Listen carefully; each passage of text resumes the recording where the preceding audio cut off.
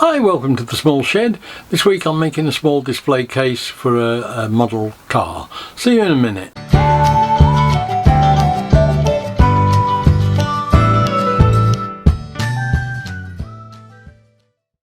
Bit of a bonus this week, I think. I was intending to put videos out every 2 weeks. I did mention it some months ago, and I know I put one out last week. The simple truth of the matter is that one last week was a week later than it should have been, and it was particularly important that I got these 2 videos today and tomorrow out this weekend, it being Remembrance Sunday on Sunday and 11th of November on Monday, and they both have a relevance to that really, because I think the theme this weekend is more or less about remembrance.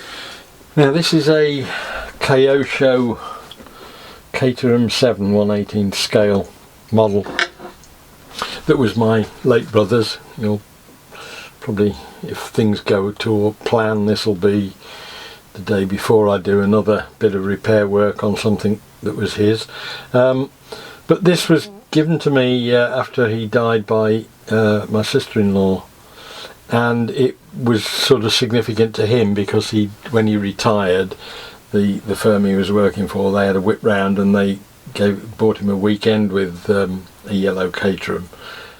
And it's been on the sideboard in our dining room for the last getting on for 4 years now, and it's got a little bit tatty, it has to be said. It needs a good dust, which I'm going to give it. It needs a bit of a clean.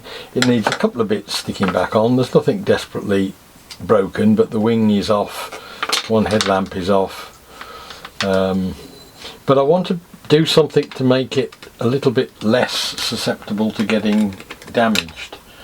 I want to give it a good clean, get it tidied up, and then get it onto a plinth, which will most likely be oak because all the furniture in the house is pretty much oak.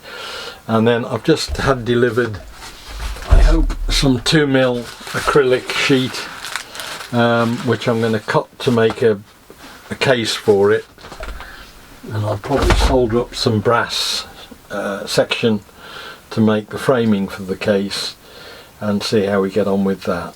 It's fairly simple in terms of it just being a piece of wood with, I don't know, I'll probably just run a route around the edge of it to give it a bit of decoration. No fancy scenery or anything.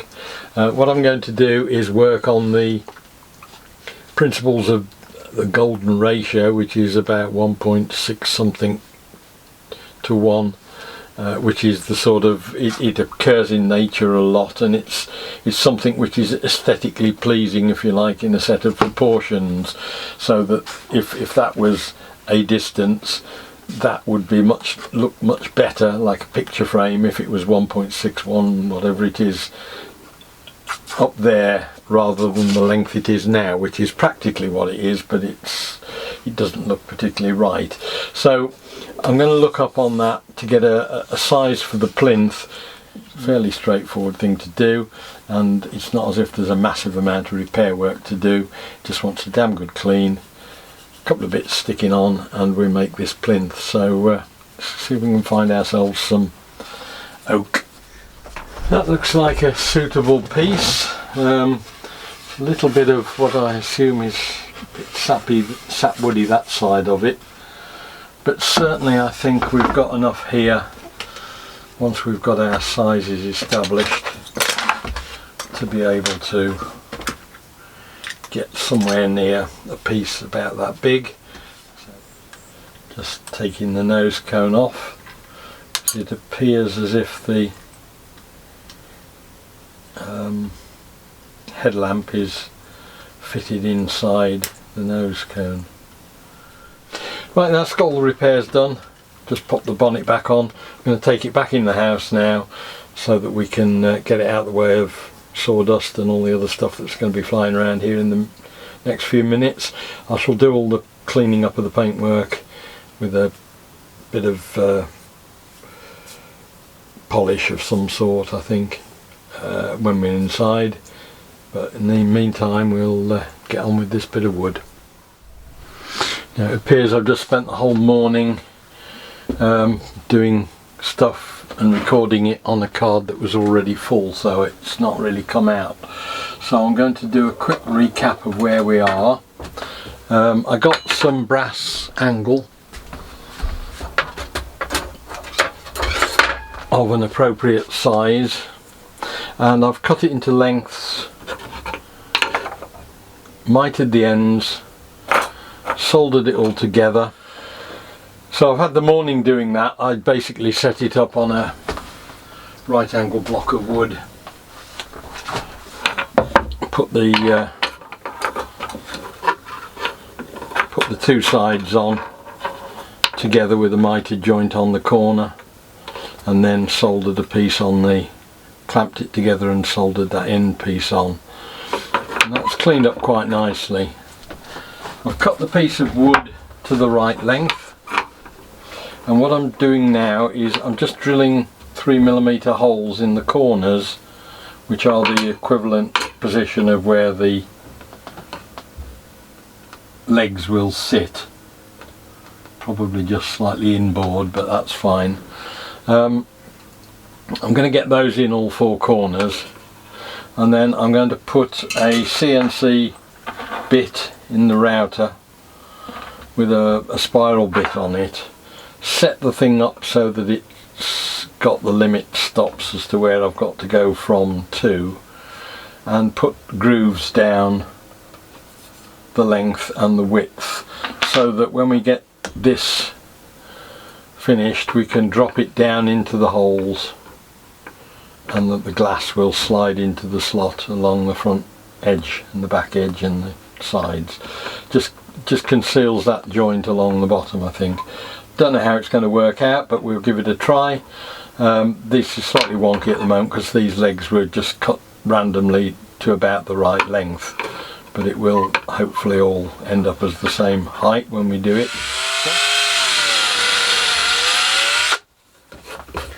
And I can get that now on the router table, put the bit up in the right position through that hole, and then mark on the back plate quite where it's got to stop.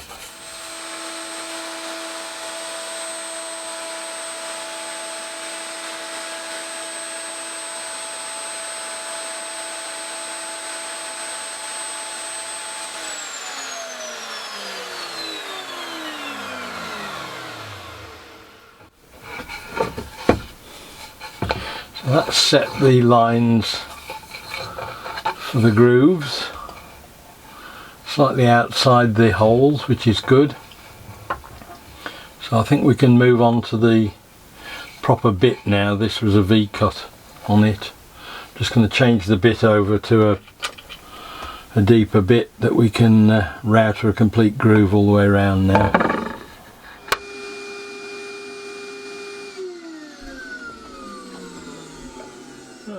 That's got the shape roughed out. There's a little bit of cleaning up to do in the corners with a very small chisel, but otherwise I think I'm happy with that. We've got the groove in. It's pretty deep, so we should be able to sink the whole of the framework into it once we've tidied up these little corner pieces.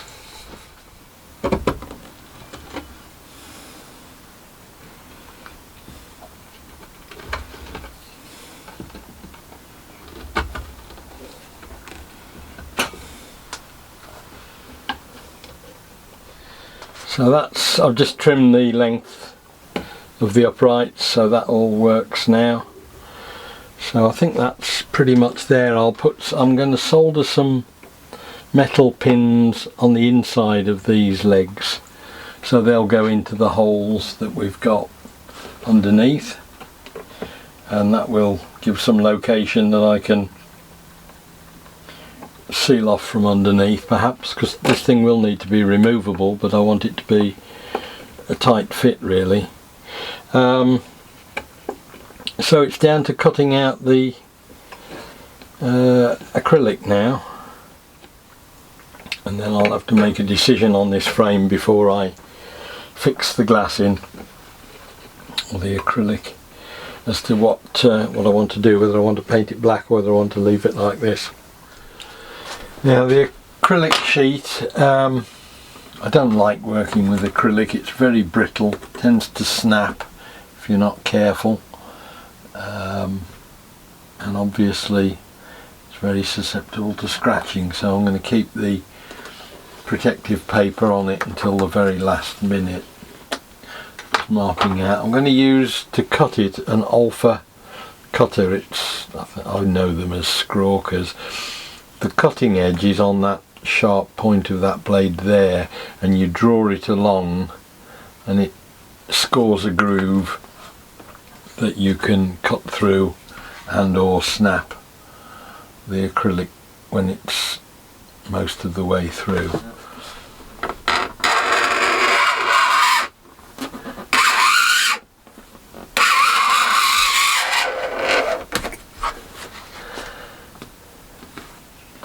Now if you know what you're doing, you can usually get a point at which you can snap the acrylic apart. I don't know what I'm doing because it's a long while since I've done it, so I'm just going to carry on working this blade through the groove until we're almost through.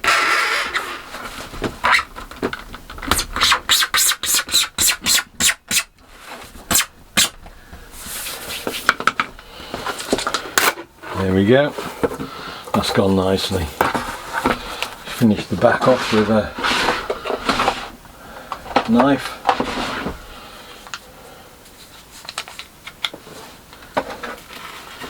That just breaks the bond with the clear plastic that's on it. Doing a little bit of fettling. The advantage is with this stuff, it does work quite well. As long as you don't use anything like a belt sander on it, when it gets so hot it starts to melt. But files, knives, blades, it seems to cut well enough. That's the first one in. That's slotted in nicely. The beauty of doing it this way is that if there is any raggedness or shortage on the ends, you won't be able to see it because the angles take it away, and there's just enough left to be able to hide any other joints from the other direction as well. Just cutting out those little pegs that I put in on the corners. Same principles apply. As long as you don't cut too fast and melt things, it will work quite well. Got all the pieces cut now. I just need to glue them in. It's going to be a difficult one to do this because of what I've got to use really. I'd normally go for something like a super glue, but it clouds perspex and it makes it go milky coloured. So in this instance I think I'm going to use some canopy glue, which is a modelling thing that we've picked up in the railway modelling world from radio control aircraft people that glue their canopies onto the planes with it. It's a clear setting PVA. Now I know it's late in the proceedings, but I've just decided that I think I'd prefer a matte black finish on the actual leg, so I'm just going to rough that up a bit and get a coat of etch primer on it, and I'll do it in satin black. I think I'm not entirely convinced that the brass is for me. Now while the satin black is drying, I need to get on and get this base prepared, sanded, and a coat of lacquer or two on it. It's nearly 2 o'clock on Friday. I'm hoping to get the video out today, so I've got a fair bit of motoring to go to get it done. So we'll just get it tidied up. It just needs a final sand, and we'll use the lacquer that I've been using on several projects now, the decorator's varnish. I like it on the oak and it dries very quickly, which is what I need at the moment.